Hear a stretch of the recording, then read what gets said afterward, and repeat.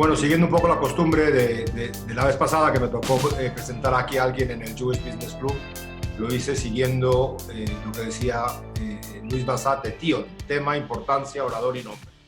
El tema yo no lo entiendo, pero bueno, espero que después de esta charla lo entendamos un poco mejor, porque Mariano nos va a hablar de decisiones para la transformación en tiempos de coronavirus.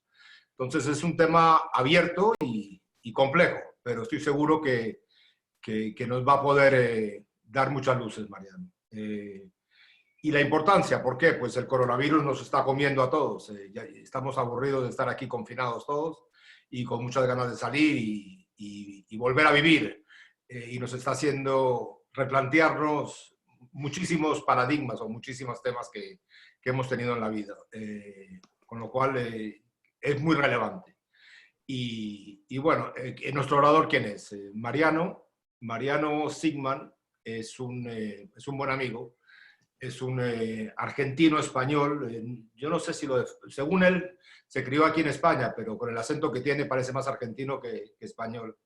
Pero es uno de los neurocientíficos más destacados del mundo. Ha escrito más de 150 publicaciones, cosa que yo no sabía, en revistas científicas muy prestigiosas.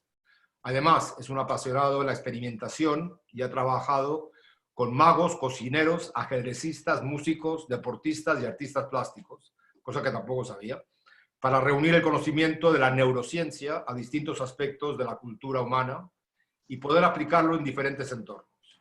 Ha participado en varias ocasiones en charlas de TED. Os recomiendo que veáis alguna porque son magníficas. Yo he visto un par de ellas. Alguna de ellas con Dan Ariely, con quien investiga bastantes cosas. Y en sus conferencias normalmente nos enseña cómo funciona la mente y qué lecciones podemos extraer para impactar en aspectos como la toma de decisiones, el liderazgo y la gestión de equipos, el desarrollo personal o las habilidades creativas. Siempre con mucha participación de la audiencia, cosa que queremos intentar hacer aquí. Por eso que este panel o esta conversación, la idea es que sea muy interactiva y sobre todo con preguntas vuestras, para que podamos participar todos. Obtuvo su licenciatura en física en la Universidad de Buenos Aires y ha sido doctorado en Nueva York y un postdoc también en Francia. Sí. O sea que ha estudiado bastantes años. Demasiado.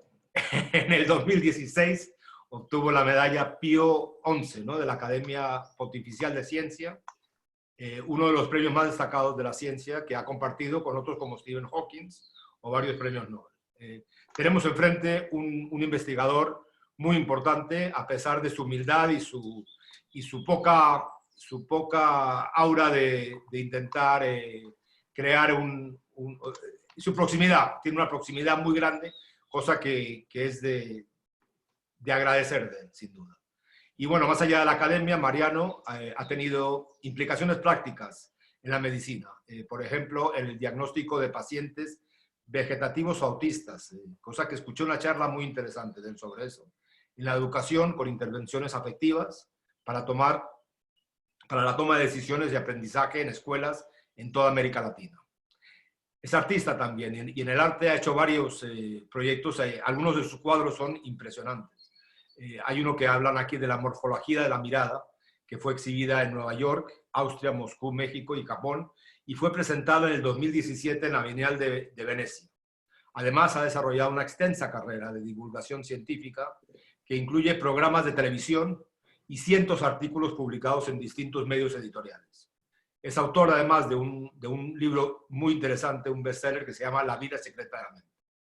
Y bueno, con este pequeño introducción a don Mariano, creo que está claro que nos puede abrir mucho.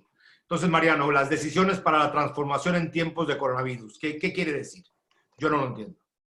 Bueno, intentemos develar de a poquito el misterio. Primero, muchas gracias Rubén y Alberto por la invitación. Me siento muy a gusto de estar aquí. Me gustaría, a todos supongo, estar viéndonos en viva presencia. Pero bueno, también hablábamos justo antes con Alberto de un poco estas paradojas de la distancia, que esto que nos ha alejado un poco a todos también nos permite, los que estamos en Madrid, en México, en Israel, en Argentina, en Chile, en distintos lugares, encontrarnos por un rato en este salón. Ojalá le demos dinamismo y toquemos temas que nos interesen, que eventualmente nos provoquen, y que nos den alguna respuesta, pero quizá también muchas preguntas, ¿por qué no? Nos hagan pensar y nos hagan reflexionar. Lo que me gustaría que pase en estos 30, 40 minutos pasaremos juntos. La toma de decisiones, Rubén, hay mucha gente que estudia hace muchos años toma de decisiones. Esto cambió, hubo varios premios Nobel en economía por entender que los seres humanos tomamos decisiones de manera bastante peculiares, que se alejan bastante de cómo uno pensaría de agentes racionales, que optimizan cosas. Esencialmente tenemos muchos sesgos, tenemos maneras particulares de mirar la información, tenemos maneras particulares de responder a la incertidumbre, al miedo, al pánico, a las emociones. Y cuando digo tenemos, digo, por supuesto, cada uno toma decisiones distintas, pero hay cosas en las cuales todos nos parecemos. Cuando nos asustamos, reaccionamos todos más o menos de manera parecida. Frente a la incertidumbre, cada uno reacciona distinto, pero todos reaccionamos parecido. Y eso hace que se den grandes fenómenos globales en los mercados de decisiones, como por ejemplo en el mercado financiero. Momentos en los que todo el mundo entra en pánico y todo el mundo empieza a vender, o todo el mundo comete esencialmente el mismo tipo de errores. Entonces, pensar la toma de decisiones en este momento tan peculiar, lo primero que requiere es entender qué es lo idiosincrático de este momento en particular. Lo idiosincrático no es el nombre propio de un coronavirus, sino que es la conjunción de dos o tres cosas que son completamente atípicas en nuestra historia. La primera es una situación de un enorme pánico global. Creo que esto no se vive de miedo, literalmente, es decir, de una enorme carga emocional en la cual una enorme cantidad de la población vivió con un miedo colectivo, un miedo a la misma cosa que hasta ahora no tenía precedentes. De vuelta, la gente responde de manera muy rara cuando tiene miedo. Por ejemplo, una cosa que la gente tiende a hacer cuando tiene miedo es que se vuelve muy obediente, muy dócil. La gente cuando tiene miedo empieza a confiar en cualquier otro. Por ejemplo, una cosa que ha estudiado, para darte un ejemplo que parece muy lejano, pero va a ser que tiene similitudes.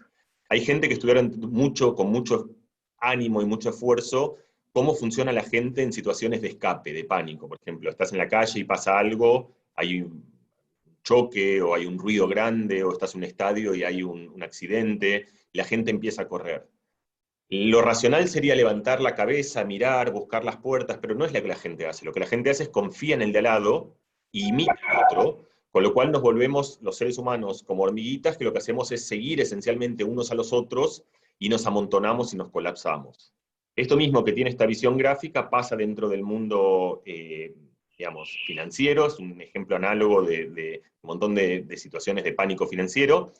Y por ejemplo, en una situación de pánico típica del coronavirus, por ejemplo, para dar un ejemplo que creo que todos vamos a identificar, fue hace un mes y medio, nos parece una eternidad, pero van a recordar que esto nos pasó a casi todos, es que cuando estábamos más o menos a principios de marzo, esto empezaba, no sabíamos dónde iba a terminar. Ahora voy a hablar de esto, del tipo de incertidumbre que estamos viviendo ahora, pero en ese momento el sentimiento dominante era un sentimiento de un enorme miedo, no sabía qué era lo que iba a pasar, y salimos casi todos, lo digo en primera persona del plural, habrá excepciones, pero la gran mayoría de la gente salió a copiar un montón de cosas.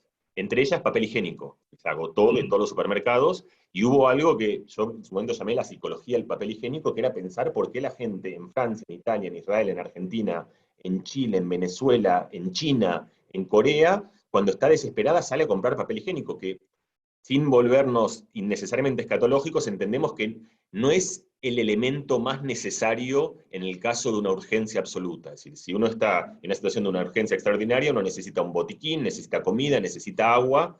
Entonces, ¿por qué pasa esto? A esto voy cuando digo tratar de entender la psicología de cómo tomamos decisiones y qué tipo de errores estereotipados cometemos sobre la esperanza de poder actuar sobre ellos, entender que eso forma parte de nuestra biología. Cuando las cosas son muy difíciles, los seres humanos buscamos casi siempre de manera, es decir, casi de manera muy, muy sistemática, resolver el problema muy difícil por otro que es más sencillo. Eso se llama, en la jerga se llama una heurística. Es lo que Kahneman, el premio Nobel de Economía, trabajó mucho, indicando, y esas heurísticas muchas veces son como aproximaciones. Vos decís, el problema es muy difícil, no lo puedo pensar, hago otra cosa, lo cambio por un problema más sencillo. ¿Cuál es la analogía en la psicología del papel higiénico? Lo que uno que tenía que hacer era resolver un problema de optimización muy complejo, que era, ¿qué no va a haber? ¿Qué voy a necesitar? Y sobre eso, ¿qué tengo que comprar? Eso era muy difícil de resolver. Entonces, como eso era muy difícil de resolver, lo cambiamos por otro problema, que es compro mucho de lo más grande y que más ocupe, porque eso debe ser bueno. ¿Y qué es lo fácil, liviano y que ocupa mucho? El papel higiénico. Entonces, acá habrá mucha gente, como hay muchos latinoamericanos y españoles y que nos gusta el fútbol, voy a dar una metáfora futbolera de esto. Esto es como un jugador de fútbol, es muy típico y además es muy apreciado por la hinchada, por la gente que mira los partidos. Cuando no llega una pelota, igual se deja la vida para tratar de llegar, aún si sabe que no va a llegar. ¿Por qué hace eso? Es la misma lógica errada, pero que tiene una razón de ser en otro contexto, que es, en una situación muy difícil en la que no puedo calcular todo, voy a hacer algo que por lo menos me va a dejar la vida en esto, porque siento que hice algo y yo por lo menos me quedo satisfecho, aun si eso es ineficiente. Un jugador profesional tiene que entender que, pese a que eso sea una reacción natural, él tiene que guardarse, porque para su equipo, para el equipo del cual forma parte, que él corra una pelota a la cual no va a llegar es ineficiente. Que nosotros salgamos a comprar papel higiénico es ineficiente. No es la ineficiencia, y es pictórica y folclórica, y no es la más grave de los errores de decisión que tomamos, pero es uno muy idiosincrático que me sirve para contarte cuál es el tipo de mecanismos que están en juego en una situación, por ahora vimos, de gran pánico, y cómo el entender este tipo de mecanismos puede ayudar a parar la pelota y decir, es normal que yo esté reaccionando así porque está en mi biología desde hace miles de años, pero debería pararlo, porque esto no es algo razonable. Esto que te acabo de hablar tiene que ver con una primera variable de lo que está pasando, que es el pánico. Hay una segunda variable aún más relevante, y ahora te paso la palabra para ver si querés seguir hablando de esto o ir a otro tema, pero te anticipo un tema que para mí es bastante trascendente, que es que hay una segunda variable más relevante, que es lo que se llama en inglés the unknowns unknowns, es decir, los desconocidos desconocidos. Cuando sé que acá hay mucha gente que vive en el mundo financiero, en el mundo del emprendedurismo, y toda esta gente está muy preparada para vivir con la incertidumbre, con la incerteza. Uno arma una compañía, una startup, y uno sabe que tiene una probabilidad de que le vaya mal, una probabilidad de que le vaya bien, y uno asume riesgos, pero uno asume riesgos con un conocimiento de lo que uno desconoce. Si yo tiro un dado, esto es muy importante, yo no sé qué número va a salir, pero sé que hay una probabilidad de un sexto de que salga cualquier número. Es decir, conozco la distribución de probabilidades, conozco lo incierto y conozco lo que desconozco. Eso me permite tomar decisiones informadas en las que yo sé que si apuesto, por ejemplo, 100-1 a que salga un 2, por más de que yo no sepa lo que va a salir, esa es una decisión cuyo valor esperado es positivo. Y puedo tomar decisiones acertadas, sabias, correctas, desde un punto de vista estadístico, aun cuando después tenga mala suerte. Lo que está pasando ahora es que tenemos un grado de incertidumbre en el cual desconocemos lo que desconocemos. Ni siquiera sabemos, no sabemos si va a haber vacuna, no tenemos idea si va a pasar en 2 meses, en 6 meses, no sabemos si vamos a volver a algo normal, no sabemos qué va a pasar con el escenario político, no sabemos esta enfermedad, cuál es su fisiopatología, qué hace y qué no hace, a quién mata y por qué. Es decir, tenemos un espacio de desconocimiento que no es solo más grande, sino que es de otra clase distinta. Y ese es un espacio en el cual navegamos muy mal y tomamos muy malas decisiones, por otras razones que podemos charlar después. Entonces, esta es un poco la respuesta a qué tiene que ver con pensar cómo funciona el tomar decisiones en un momento tan particular como este. Primero hay que identificar qué define este momento y después hay que identificar qué elementos de nuestra biología hace que en esas circunstancias tomemos decisiones que no sean óptimas respecto de aquello que deseamos. Apasionante lo que dices, la verdad. O sea, lo del papel higiénico yo lo he vivido. Yo me he metido con gente con el papel higiénico, pero reconozco que el primer día que anunciaron el confinamiento me metí en un Sánchez Romero que tenía en la Castellana saliendo de una reunión y me puse a comprar compulsivamente todo lo que podía entrar. Y yo, ¿eh? y yo también digo, uno se salva de... Así es. Sí, no sabía qué comprar, pero yo iba metiendo aunque no tenía nada que ver y yo reconozco que yo hasta esta época del coronavirus no hacía la compra de una manera regular. Ahora ya me ha tocado como parte de mi rutina, pero lo que está claro es de que sí, que entra el estrés y la incertidumbre, cosa que es distinta de la probabilidad, porque uno puede medir la probabilidad, pero la incertidumbre no, o sea, no sabemos qué va a pasar mañana.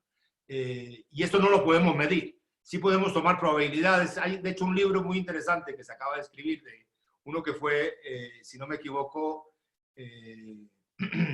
gobernador del Banco de Inglaterra. Escribió un libro hace poco sobre justamente eso, cuando salió el coronavirus.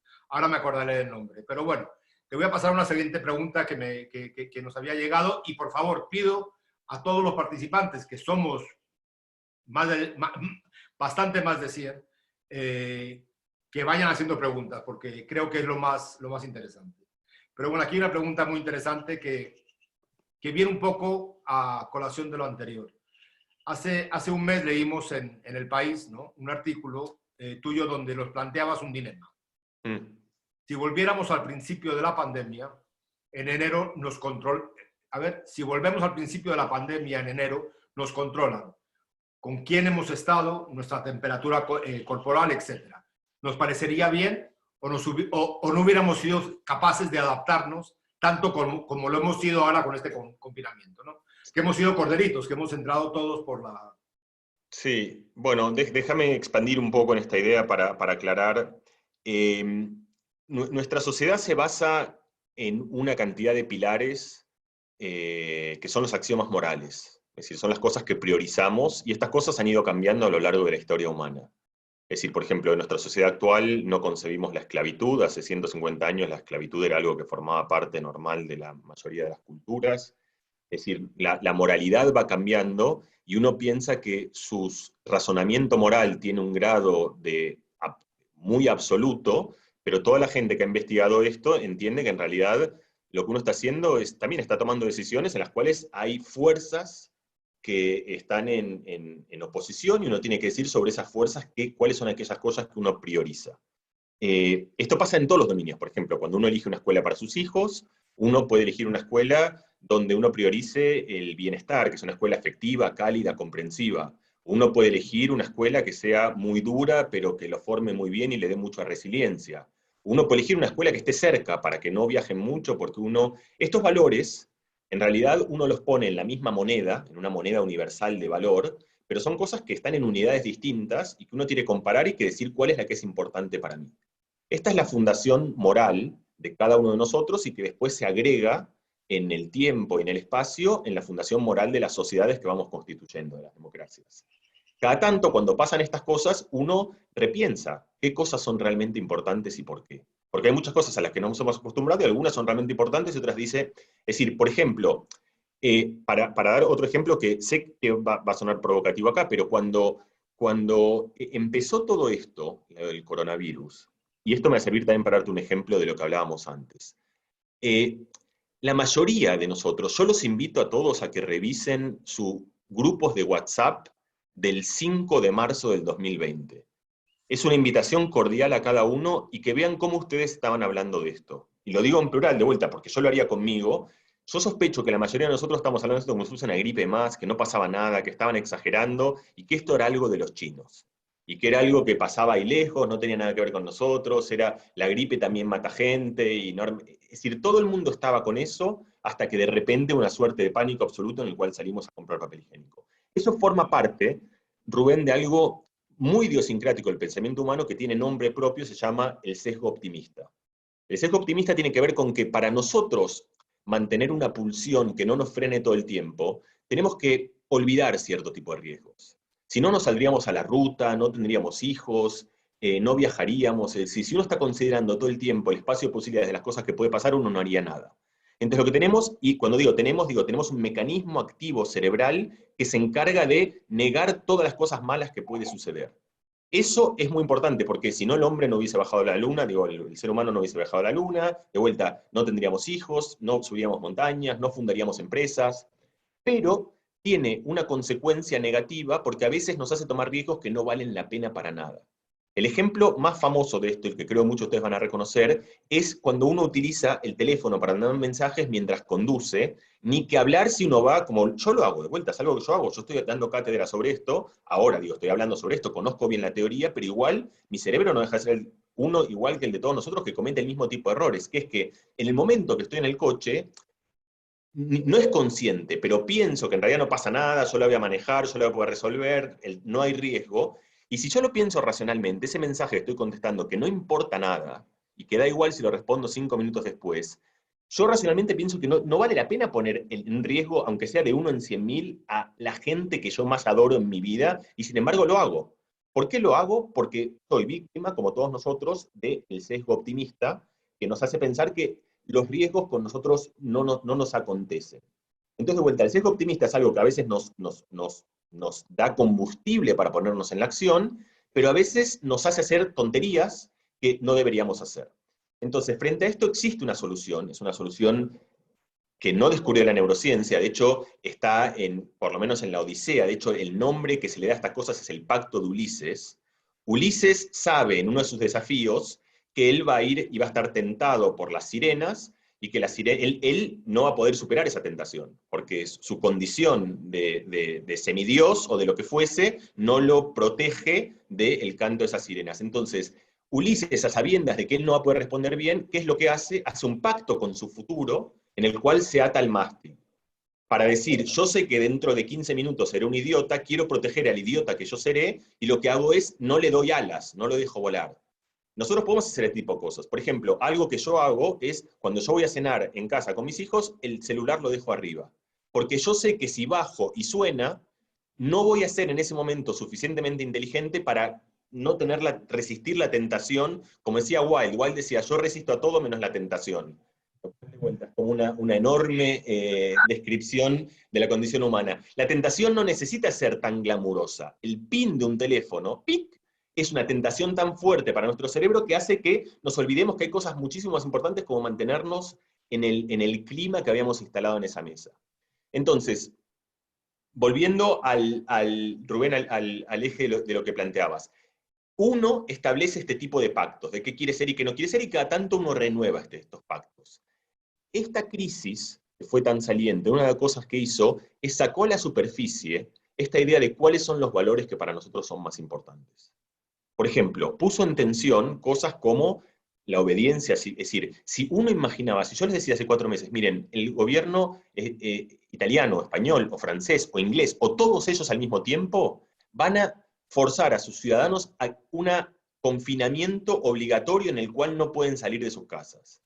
Ustedes han dicho, eso pasa en China, pero no en Europa. Estamos en una democracia en la cual a mí me pueden decir que es peligroso, y si quiero salir, salgo, pero nadie me puede obligar a quedarme en mi casa.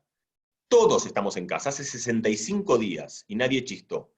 ¿Y por qué pasó eso? Porque de vuelta, casi todos entendimos, y eso no es simplemente una respuesta de docilidad, es una respuesta de que tuvimos esa ecuación que yo te decía cuando elegís el colegio de tus chicos, en cual entendimos que había un riesgo real. Y cuando había un riesgo real, pusimos en la balanza 2 cosas que son nuestra libertad individual, del derecho a hacer lo que yo quiero, con la protección colectiva, que forma parte de la esencia del pacto social. Te voy a dar otro ejemplo de esto, que es muy coyuntural y muy contemporáneo, son las vacunas. Yo, por ejemplo, soy un ferviente defensor de que una buena cantidad de vacunas tienen que ser obligatorias, porque creo que los datos de salud pública son abrumadores. Pero hay gente que opina, yo hago lo que quiero. Y a mí, que no me digan si tengo que vacunar a mí o a mi hijo, y es mi libertad, y yo entiendo que parte de la convivencia social significa que uno entrega alguna de sus libertades, esa es mi opinión, es una opinión muy personal, y cada uno tiene la opinión que tenga, y uno entrega parte de sus libertades como parte de un ejercicio de convivencia, incluida vacunarse, entra dentro de esas. Entonces uno puede preguntarse, ¿acaso el confinamiento fue como una vacuna? ¿Es una concesión que hacemos nosotros como una especie de pacto social para cuidarnos a nosotros, para cuidar a la gente mayor, para cuidar a nuestros padres, para cuidar a nuestros abuelos, para cuidarnos a nosotros mismos? Y si eso fuese así, ¿hasta dónde seguimos con ese análisis? Por ejemplo, y ahí viene la pregunta que vos hacías, que es un dilema que de hecho ahora se les contar, nosotros hacemos este experimento. O sea, este es con Dan Ariely, justo lo mencionaban antes, estamos haciendo un experimento en el cual le hacemos, de hecho se los voy a pasar después por si quieren hacerlo, es un experimento incómodo, porque justamente te hace pensar sobre cosas muy difíciles.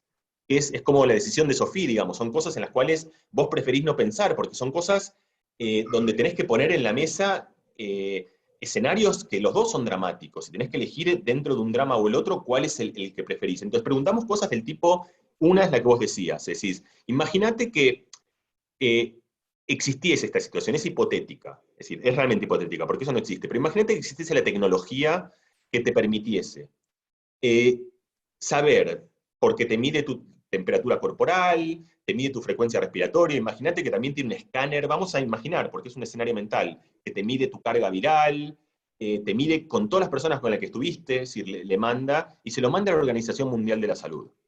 O para no poner un Estado, se lo manda, pongamos, o a las Naciones Unidas, o a un consorcio que un conjunto de Estados democráticos dicen, nosotros entendemos que para mantener la economía y para mantener un confinamiento razonable, en vez de que todo el mundo se quede en su casa, como hizo Israel, como en cierta medida hizo Israel, como en cierta medida hizo Corea, lo que hacemos es un programa de mucho más monitoreo en el cual vemos quién está en riesgo y quién no está en riesgo y confinamos selectivamente. Y a los demás los dejamos salir. Entonces, imaginamos que eso fuese posible. ¿Lo elegiríamos o no lo elegiríamos? No hay una respuesta correcta a eso.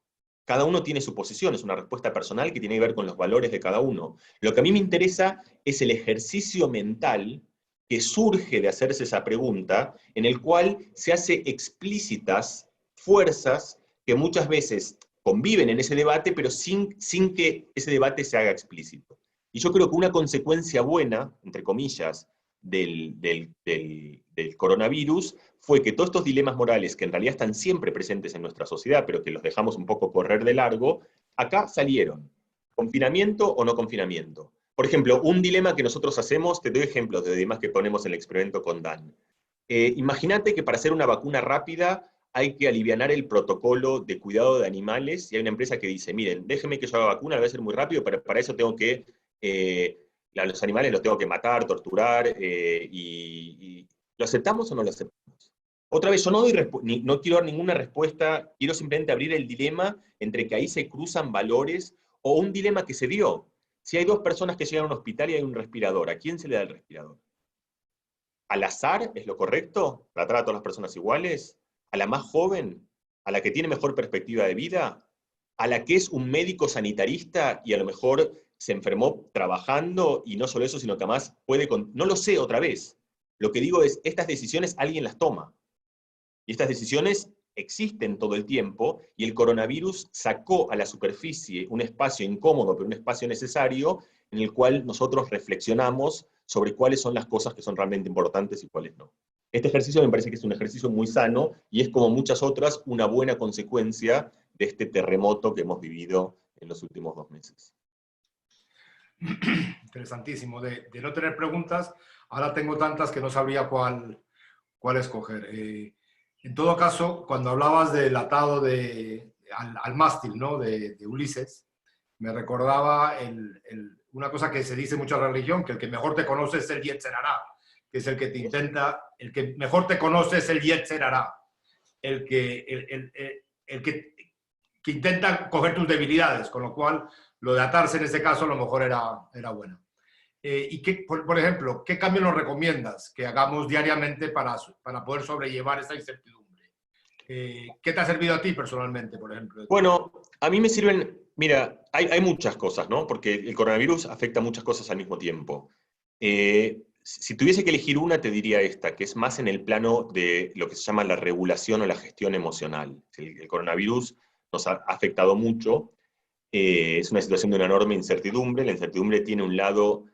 Mira, la incertidumbre, Wolfram Schultz, que fue la persona que descubrió todo el funcionamiento de la dopamina, en su paper muy famoso del 1990, descubrió algo que es muy poco conocido, lo menos conocido de la dopamina, es como que tiene una molécula que tiene mucha prensa, todo el mundo ha escuchado de dopamina, o mucha gente ha escuchado de dopamina.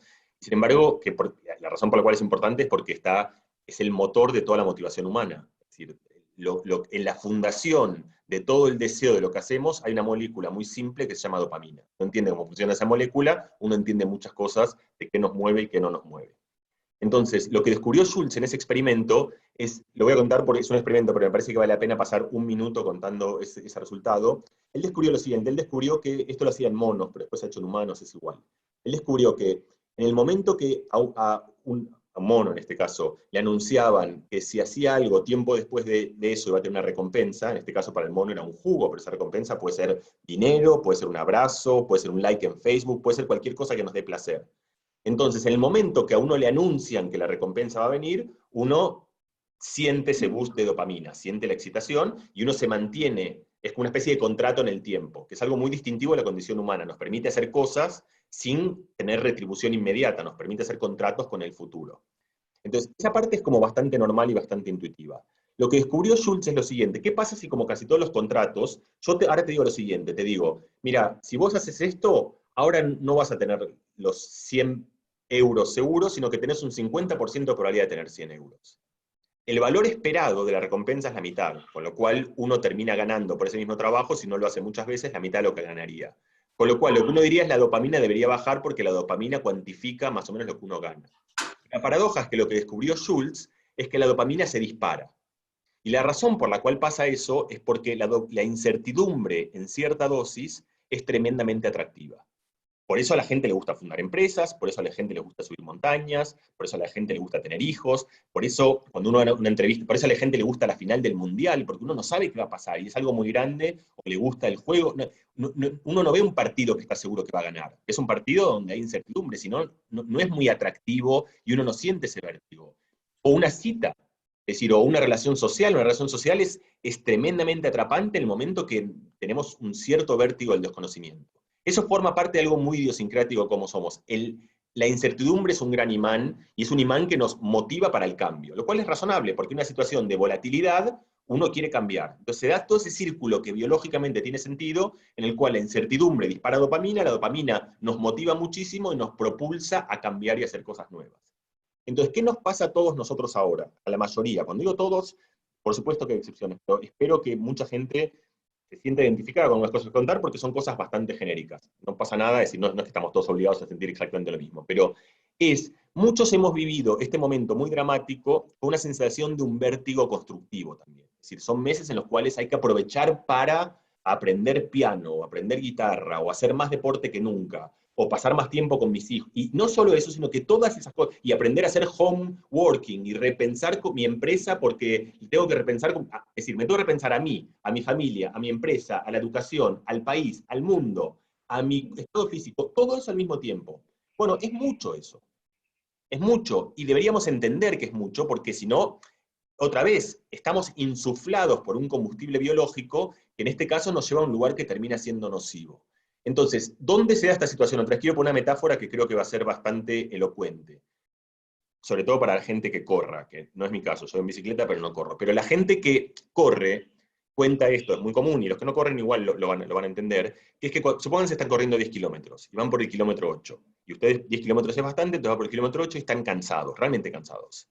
¿Qué es lo que ahí hay que hacer y qué es lo que la gente hace? Si van por el kilómetro 8, están muy cansados, deberían bajar el ritmo. Porque están cansados, quiere decir que están por encima de su nivel de exigencia, y es razonable y compasivo con su propio cuerpo bajar el ritmo. ¿Qué es lo que la gente hace? Sube el ritmo. ¿Por qué sube el ritmo? Porque está cansada, quiere llegar antes, confunde distancia con tiempo, tiene el vértigo de quiere resolver la situación rápido, y entonces, en el peor de los momentos, aprieta más el acelerador. Eso es muy idiosincrático, otra vez, de la condición humana. Eso estamos haciéndolo casi todos ahora. Estamos apretando el acelerador en el momento más difícil. Y no solo en general, casi todo el mundo lo hace consigo mismo, sino lo hace con la gente alrededor nuestro. Mucha gente le pide a sus hijos que, como si tuviesen la virtud de acomodarse a esta nueva educación en un momento en el que no ven a sus amigos, porque se preguntarán, imagínense lo que ellos se preguntan. Si nosotros no sabemos qué va a ser del mundo, ¿qué sabrán ellos? Es decir, ¿y cuántas preguntas se deben estar haciendo que nosotros ni siquiera nos imaginamos? Y realmente es justo que en el momento en el cual dejaron de ver a sus amigos, en el momento en el cual no tienen más escuela, en el momento en el cual están tratando de ver cómo usar Zoom y cómo hacer la tarea y cómo apretar el shift de la computadora que no saben apretar, nosotros nos enojemos porque no hicieron las 17 tareas que le habían mandado desordenadamente los profesores. Entonces, una cosa útil, esta es tu respuesta, yo creo. Yo viví esta misma situación, y espero que otra vez haya gente que lo haya compartido, en el primer año de vida, sobre todo en mi primer hijo. Eso para mí fue el maratón más extenuante que yo hice en mi vida, porque uno no duerme, porque uno tiene todos los vértigos infinitos de lo que será, de todos los miedos desconocidos. En ese momento, entender que uno está en medio de una maratón es útil, porque cuando el otro o la otra por ahí no te trató de la mejor manera posible, vos entendés que está mal, y que es normal que esté mal, y que por ahí no le puedes pedir que en el momento más difícil saque lo mejor de sí. Entonces, la desmesura que se da de esta situación de incertidumbre vertiginosa hace que nos exijamos a nosotros y a los otros más en el momento en el que al revés deberíamos ser más compasivos. Entonces, yo creo que saber esto, en mi experiencia, la gente que durante el primer año de sus hijos sabía eso, tenía una perspectiva mucho mejor de funcionar como pareja, porque daba un lugar de comprensión en el cual entendés que a lo mejor el otro te gritó, te trató mal, no hizo, pero entendés que es un momento muy difícil, y que la gente en un momento muy difícil hace cosas que no están del todo bien. Entonces uno se vuelve más comprensivo, y uno baja la barra, y uno se vuelve más tolerante, y dice, bueno, dormiremos bien, y cuando dormiremos bien nos exigiremos más. Entonces, será esta paradoja muy rara. Uno debería bajar la barra, pero todo nuestro instinto biológico nos lleva a subirla. Una recomendación parecida al Pacto Ulises, de vuelta, todas estas cosas son cosas que tenemos que hacer usando el pensamiento consciente para resolver intuiciones que normalmente son útiles. O sea, puede ser que hace 5.000 años en la selva lo correcto, si uno tenía miedo, era correr lo más rápido posible, porque a lo mejor había un león atrás. Pero ahora esa no es la respuesta correcta. Es decir, ese mecanismo biológico, evolutivo que tenemos para reaccionar con la mayor intensidad frente al pánico, ahora no es adaptativo, no es lo mejor que podemos hacer. Entonces tenemos que hacer un esfuerzo para hacer un override, para ir por encima de, o para desestimar, o para bloquear un impulso natural que es pedir de nosotros lo más posible en el momento más difícil. Ese sería uno de los muchos ejemplos, pero quizá el más conciso, de cosas pequeñas que yo creo que pueden tener gran impacto en nuestra manera de cómo pilotamos esta tormenta. La verdad que interesantísimo, Mariano. Mira, te voy a juntar un par de preguntas que estoy viendo aquí. Aquí hay muchos padres con niños jóvenes. Uno me pregunta un tema sobre los chicos más jóvenes, los de 10 años, que si son los que más sufren al verse fuera de sus amigos en un entorno de casa. Luego hay otra pregunta que me habla si los suicidios pueden crecer más en esta época.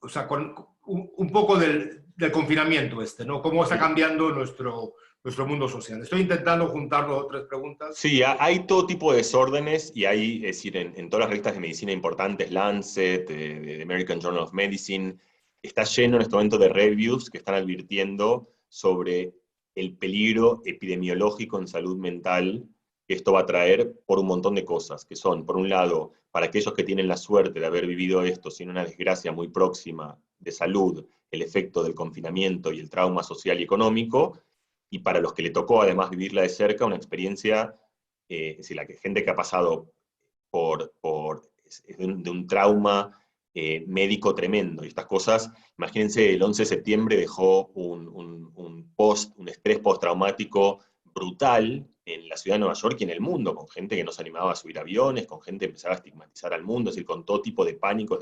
Esto, que ha sido, digamos, muchos órdenes de magnitud mucho más grande que eso, va a traer una cola larga en salud mental. Esto se desagrega en distintas partes, y vos, Rubén, ibas bien a ellas. Por ejemplo, el confinamiento perturba muchas cosas. Por ejemplo, perturba el sueño. Y el sueño, hay 1000 estudios que muestran que el sueño es combustible esencial para la salud. Entonces, cuando el sueño se perturba la salud como consecuencia del sueño. Se desordena el tiempo, se desordena la relación. Entonces, estas cosas pasan de vuelta. Conviene saber qué pasan y conviene tener algunas rutinas que ayudan a estas cosas. Como por ejemplo el sueño, uno puede organizarlo y uno puede decidir ponerse un despertador, levantarse una hora, darse ciertas pautas, darse un cierto orden personal y orden familiar, que resuelven algunas de estas cosas. Son difíciles, pero que resuelven algunas de estas cosas. Esta es como la parte, si querés, más sencilla de todo esto. Por los chicos, mira, hablábamos antes, al principio, cuando hablábamos nosotros privadamente, sobre que parte de la idea de este espacio también es como dar buenas noticias. Y yo quiero dar buenas noticias también. Estamos en un momento difícil, pero entonces me gustaría estoy hablando porque parece que estoy hablando como de cosas que son como ciertas torpezas de la cognición humana, por así decirlo. Son como ciertas maneras que tenemos típicamente de proceder que no son las más efectivas, pero justamente los humanos tenemos una enorme capacidad de darnos cuenta de eso. Y al darnos cuenta de eso, podemos actuar sobre esas cosas y hay muchísimas cosas que podemos mejorar, y eso nos ha salvado en infinidad de situaciones como estas o más difíciles que estas. Es decir, tenemos una enorme resiliencia y tenemos una enorme capacidad de adaptabilidad, mucho más grande de la que imaginamos. Es decir, cuando yo digo antes, y uno podía tomarlo peyorativamente, nos quedamos confinados y nadie chistó ni mutó, la primera percepción es una percepción peyorativa de eso, como diciendo, bueno, fuimos corderos dóciles. Pero el mismo comportamiento también lo podés interpretar como un elogio a la condición humana, de cuando entendimos que había que hacer eso, no nos inmutamos y lo hicimos. Y nos adaptamos y empezamos a trabajar desde casa, y los chicos se educaron desde casa, y porque uno puede decir obstinadamente, decir, no, yo quiero seguir con mi rutina. Es decir, eso muestra también una increíble capacidad de adaptación. Es decir, en un día cambiamos todos nuestros hábitos y mal que mal funcionamos, algunos mejor que otros, pero mal que mal funcionamos.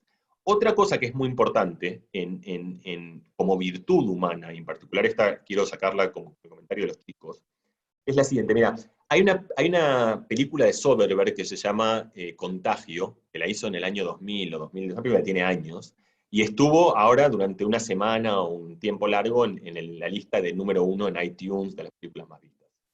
Entonces uno diría, otra vez, uno diría, pero qué especie más ridícula que somos, porque estamos todo el día con la maldita pandemia y cuando llegamos al sillón a la noche, prendemos la televisión y ¿qué ponemos? Pandemia. Es decir, ponemos la película del contagio o ponemos el noticiero y vemos, y uno pregunta, ¿por qué?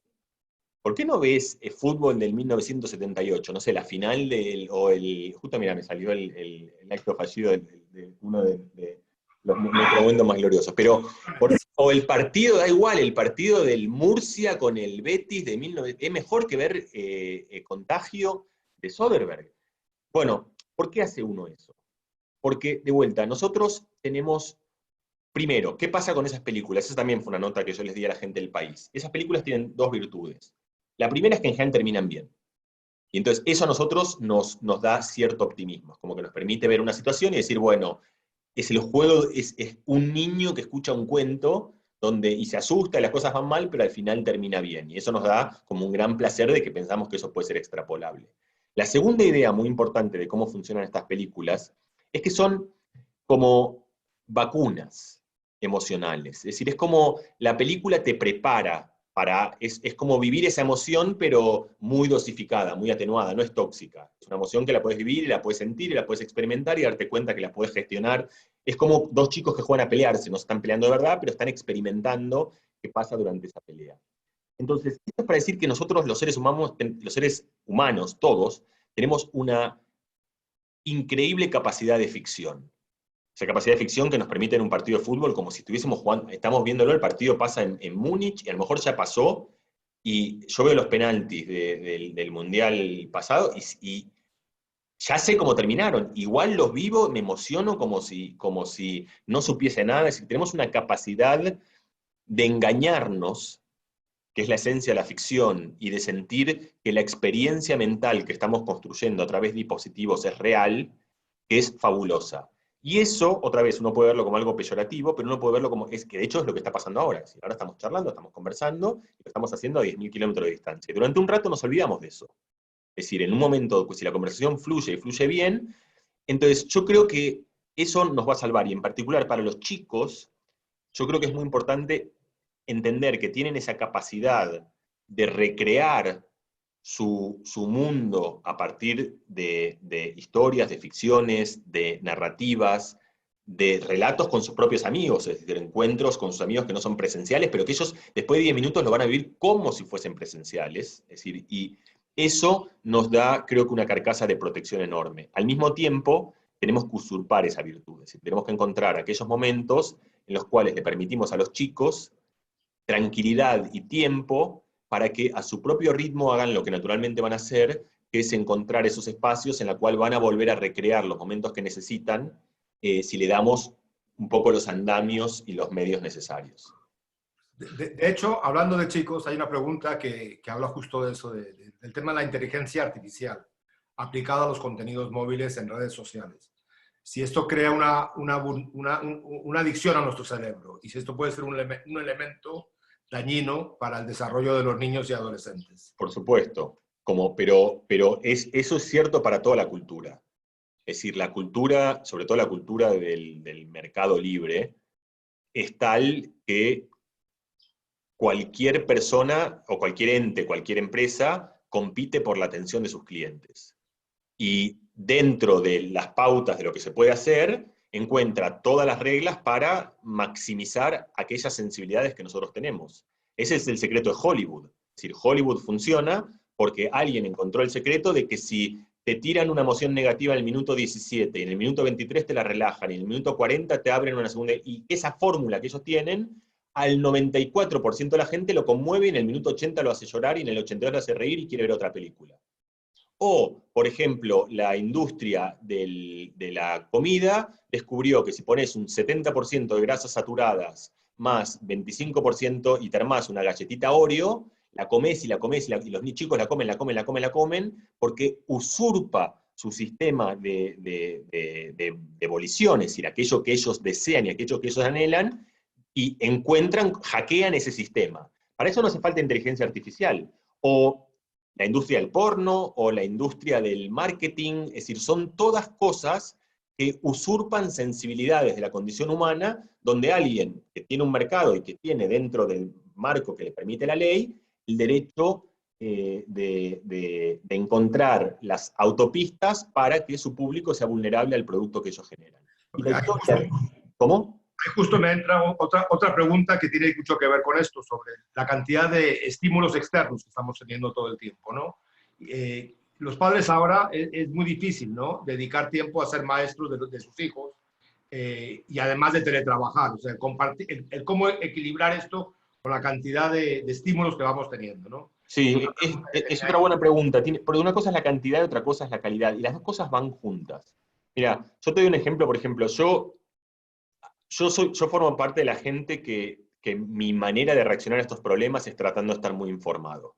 Entonces soy un consumidor ávido de toda la información que trato de poder encontrar, pero en un momento me di cuenta que no soy un consumidor neutro, porque no soy es decir, sufro emocionalmente, como estoy metido en el problema, soy parte del problema, entonces en momentos que tengo miedo, donde me asusto, donde duermo mal, pero yo en un momento me di cuenta que había información que yo no estaba capacitado para consumir a cierta hora, y decidí que a partir de las 6 de la tarde yo no iba a leer nada que tuviese que ver con el coronavirus, porque si no, no dormía. Ese fue como mi pacto de Ulises. Es decir, dije, a las 6 de la tarde cierro la ventana, porque si no... Entonces, normalmente, y esto tiene relación con lo que te contaba antes, organismos públicos curaban qué tipo de información te llega y qué tipo de información no te llega. Durante muchísimos años, es decir, qué programas se pasan antes de las 10 de la noche, cuáles no después de la noche, qué películas están prohibidas para los chicos, cuáles no, advertencias de qué se puede ver y qué no se puede ver, hay cosas que se dicen y cosas que no se dicen. Y con Internet eso desapareció, de vuelta, es un dilema moral, para bien o para mal cada uno elige, pero el caso es que eso desapareció y ahora hay contenido disponible sin ningún tipo de curaduría para todos, grandes, chicos, es un problema enorme, es un problema, efectivamente, los chicos están expuestos a cosas para las cuales, por ejemplo, yo personalmente creo que no están preparados y acceden directamente de todo tipo, es decir, cosas desde, en fin, ustedes saben, cosas de todo tipo. Entonces, yo creo que de vuelta, eso nos da a nosotros una situación que es muy tóxica y que es riesgosa. Entonces, uno, creo que responsablemente tiene que por lo menos actuar como curador de su propia información. Y eso en general no lo hacemos. ¿Qué quiero decir con esto? Quiero decir, otra vez, por ejemplo, esto puede parecer irracional, pero es lo mismo. Cuando hay un accidente de tráfico, uno va y hay tráfico. Después, haces 500 metros, llegas al lugar y te das cuenta que el accidente no era en tu carril, sino en el carril de al lado, en la autopista, pero lo que pasa es que todo el mundo frena porque todo el mundo, inevitablemente, en nuestra biología, te lleva el morbo de tratar de mirar qué es lo que pasó.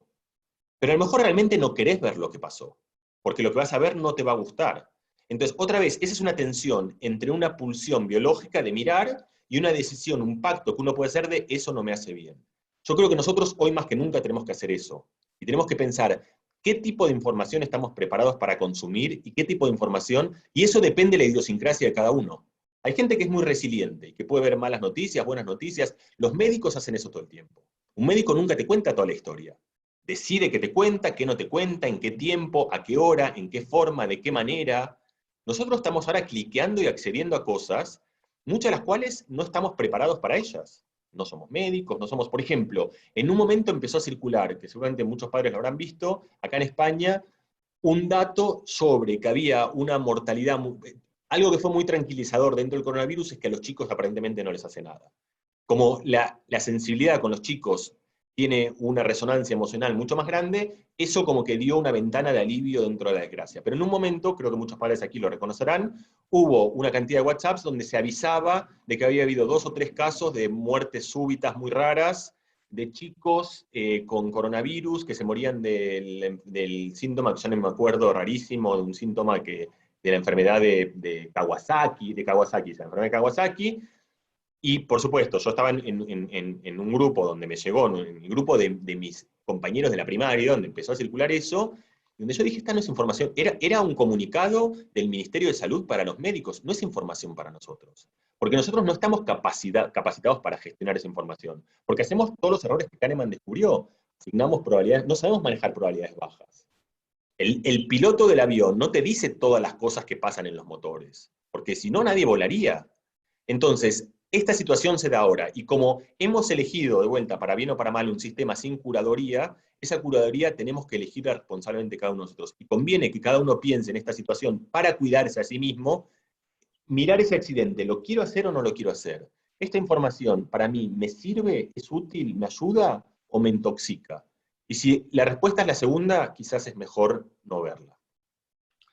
La verdad que se nos ha pasado la hora casi sin tiempo. Me parece que ya que nos queda como mucho una pregunta. No sé, Alejandra, ¿qué me dices ahí? Bueno, podemos leer un par de preguntitas más, porque la verdad es que se siguen generando preguntas y creo que hay mucha gente que quiere saber, por lo como menos. dirían los argentinos, infernal la cantidad de preguntas. Pero bueno, te dejo con esa pregunta y te pido que nos des un toque de tu sabiduría. O sea, y Bueno. pregunta una persona, dice, ¿todo esto del coronavirus cambió verdaderamente nuestra forma de ser o volveremos a ser los de antes cuando volvamos a la normalidad? Y creo Mira, que nadie lo sabe. Es decir, nadie lo sabe. Y creo que esa es la respuesta correcta. Ahora, uno puede hacer el ejercicio histórico, por lo menos, de pensar, es decir, el coronavirus no ha pasado, pero han pasado otras cosas, y tenemos cierta experiencia, y de esa experiencia podemos pensar cuáles van a ser las consecuencias de este tipo de cosas. Entonces, primero el apagado de esto va a ser lento, y va a tener rebrotes de todo tipo, va a tener euforias, va a tener miedos, es decir, porque eso suele pasar en todas las reacciones emocionales a los eventos grandes. Cuando uno tiene un evento grande, de todo tipo, desde pérdidas, de duelos, uno pasa por una enorme tristeza, por un enorme dolor, por incomprensión, por alivio, por relajo, a veces por euforia, por sentir que igual la vida sigue, después otra vez depresión, y uno tiene estos ciclos. Acá esto va a pasar, o sea, esto ha sido un trauma muy grande para todos nosotros, y los miedos no van a desaparecer. Creo que el pronóstico es que el virus no va a desaparecer de la faz de la Tierra por un tiempo largo, por un tiempo por lo menos, es decir, no, digamos, largo, no sé si de meses, pero por un cierto tiempo, a lo mejor se atenúe, a lo mejor no sabemos si vamos a estar inmunizados, en fin, de vuelta, un gran desconocimiento, pero esto va a cambiar. Esto va a cambiar, y lo ha hecho, como una esencia de lo que va a cambiar es el grado de cercanía entre la gente, básicamente. Es decir, los niños juegan todos a decir, el aire es libre, ¿no? Y entonces te pongo el dedo muy cerca y te toco, y te puedo pasar como tan cerca como quiera tuyo, porque el aire es libre. Pero el aire no es libre como las aguas internacionales. Es decir, uno no puede acercarse arbitrariamente cerca de un país, porque hay un radio, y lo mismo pasa, si una persona nos habla poniendo la nariz a 1 milímetro de nuestra nariz, nos sentiremos invadidos, aunque no nos toque. Ese radio, distintas culturas tienen distintos radios. Los latinos tendemos a tener un radio un poquito chiquito, es un radio, y tenemos como cierta orgullo de eso. Forma parte de, otra vez, de un valor al cual nosotros estamos arraigados. Exactamente cuánto vamos a conceder y cuán bien vamos a estar sin llegar y decir, vamos a saludarnos así, nos damos un abrazo, eso no pasa. Va a haber durante un tiempo una respuesta emocional, es decir, yo creo que darse un abrazo va a picar durante mucho tiempo, aun cuando lo hagamos, va a sonar raro. Yo les doy un ejemplo parecido. Por ejemplo, yo me siento una persona que no estigmatizo. Es decir, que entiendo que, por ejemplo, y para dar un ejemplo, yo pienso que haya sido quien sea los responsables del 11 de septiembre, para mí que una persona tuviese turbante no la convertía en que tuviese más riesgo de ser criminal o de poner una bomba en el avión que otra persona. Sin embargo, yo debo confesar que cuando yo me subí al avión después del 11 de septiembre y había una persona con un turbante, yo me sentía incómodo emocionalmente. A pesar de que todo mi razón me decía, lo que estás haciendo está mal. Es decir, porque además el que pone la bomba puede venir disfrazado de lo que quiera, o sea, no había nada que y como entendía que racionalmente era absurdo, y sin embargo seguía teniendo esa respuesta emocional.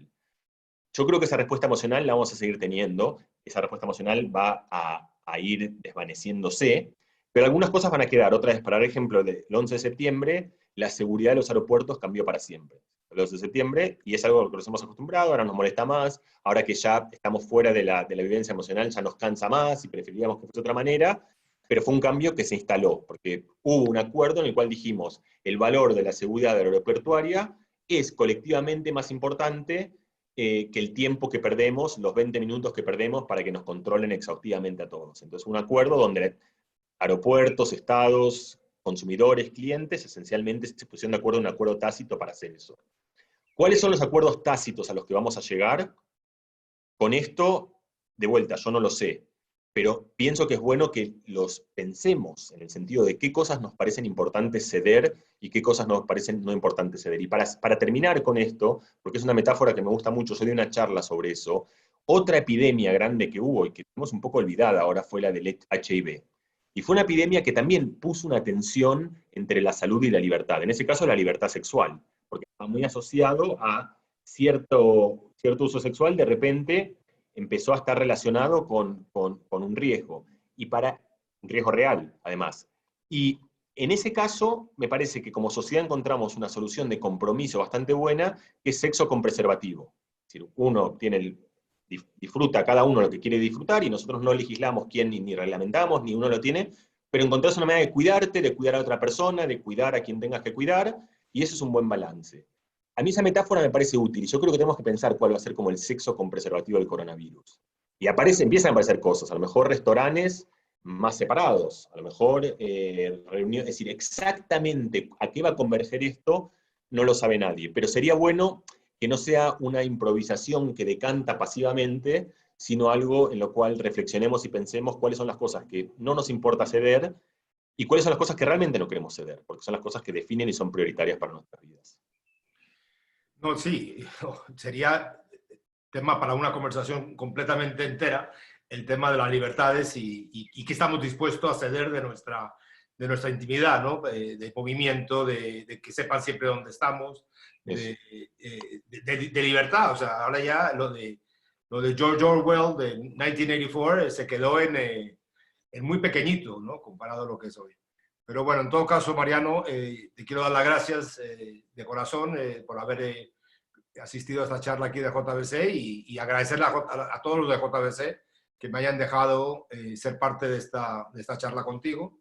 Y nomás, no sé, Alejandra, te paso la palabra porque creo que ya nos hemos pasado de la hora. Por supuesto, tenemos aquí en el chat los comentarios de todo el mundo y quedaron muchas preguntas en el tintero, como siempre, pero bueno, creo que has logrado unificar muy bien varias de las preguntas que teníamos ahí y unificarlas en temas centrales. Quiero agradecer a Mariano, la verdad que podríamos seguir toda la noche escuchándote, porque es súper interesante todo lo que nos comentas, y que claro, que estamos, la verdad muy interesante, ¿no? Todos esos ciclos y cómo vamos a salir hacia el mundo después de que esto termine entre comillas, o sea, que realmente no va a terminar y que vamos a tener que seguir gestionando mentalmente y emocionalmente esta situación más allá del confinamiento, ¿no? También. Bueno, ahí tenemos a Alan otra vez, que ha regresado, y bueno, la verdad que Rubén es cofundador del JBC, él es muy modesto y no lo dice, pero la verdad que tener a Rubén y a Mariano hoy en esta conversación ha sido un verdadero lujo. Quiero agradecer, como siempre, a todas las organizaciones que colaboran con nosotros en difundir estas videoconferencias. Queremos, en estos momentos difíciles para todas las personas, traer mensajes de esperanza, material con el que trabajar emocionalmente, mentalmente, como en el día de hoy, haber tenido a Mariano, creo que nos ha dado por lo menos una ruta, un mapa, por lo menos como para poder empezar un camino hacia ese lugar. Así que bueno, agradecer a todas estas instituciones que siempre colaboran con nosotros. Alan, también agradecerte que hayas presentado al JBC. Te voy a sacar el mute, a ver si puedo. A ver, ahí. No, muchísimas gracias a vosotros. Un verdadero placer, Mariano, Rubén, como siempre, espectacular. Así que nada, mil gracias a todos por haber estado. Realmente el chat veo que a la gente le gustó, que quedaron muchas preguntas y nada más. Mil gracias a todos. Y antes de marcharnos, les voy a lanzar ahora una votación. Les pido a todos, por favor, que la contesten. Para nosotros es muy importante saber el feedback de ustedes. Vamos a tratar de implementar en futuras videoconferencias que se pueda habilitar también el tema del vídeo, así podemos verles a todos las caras. Estamos trabajando en la plataforma para poder lograrlo, así que esperamos que próximamente podamos tener ese hermoso mosaico, como decía hoy Mariano, donde podamos verlos a todos. Sí, pero tenían que verse todos muy en chiquitito, porque hay tantos que no sé, o tener una pantalla muy grande, ¿no? Sí, pero bueno, pero por los que están ahí, ¿no? Como en el Bernabéu, cuando te sacas la foto y pasa ahí al mosaico, pero por lo menos están todos ahí. Y bueno, los vamos a esperar, como siempre, en el próximo evento, que tenemos a nuestro invitado Martín Barsansky, que nos va a hablar de Y si emprendemos, ¿no? Conviértete en el autor de tu futuro. Creo que seguimos con mensajes positivos y con personalidades que la verdad que nos dejan muy felices de contar con ellos. Bueno, Mariano, no te quitamos más tiempo, la verdad que personalmente te sigo en tu trabajo y así lo han manifestado todas las personas que han dejado en el chat, que no es la primera vez que tienen un encuentro contigo, sino que ya vienen conociendo de lo que hablas, así que para nosotros ha sido un honor tenerte. Muchas gracias. Bueno, gracias a todos y bueno, los esperamos el miércoles que viene y no se olviden de eso. Ya veo que están haciendo